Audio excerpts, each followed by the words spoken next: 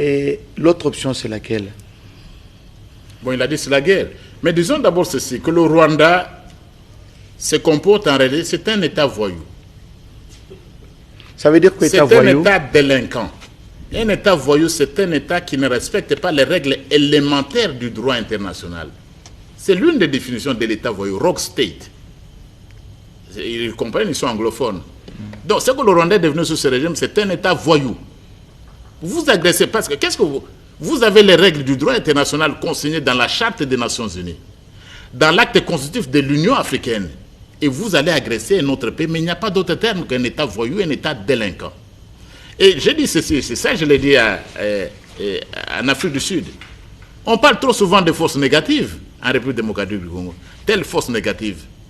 Mais le comportement du Rwanda, du gouvernement rwandais, le Rwanda se présente finalement comme une force négative. C'est une force négative contre la paix, une force négative contre le développement, une force négative contre la démocratie sur le continent. Donc c'est cela. Et le président de la République a dit, il a essayé les moyens comme diplomate, il a essayé. Mais si le Rwanda ne met pas fin à son aventure, nous n'aurons pas de choc au-delà de la guerre. Mais nous ne sommes pas encore là. Parce qu'un État doit se défendre. Un État doit se défendre. Et surtout quand il s'agit contre un État voyou, l'État doit se défendre. Et là, on n'est pas en train de supplier le Rwandais. J'ai entendu des gens parler de la guerre. Bon, quand le moment viendra, ce gouvernement, ce président de la République, qui n'hésite pas, qui ne met pas le moindre gant pour citer l'ennemi du Congo, lorsque les conditions seront réunies, on peut en arriver à la déclaration de guerre.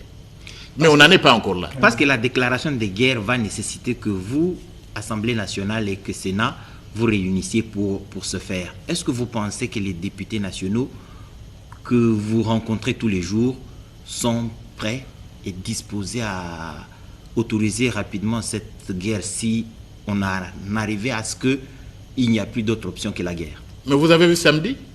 Vous avez suivi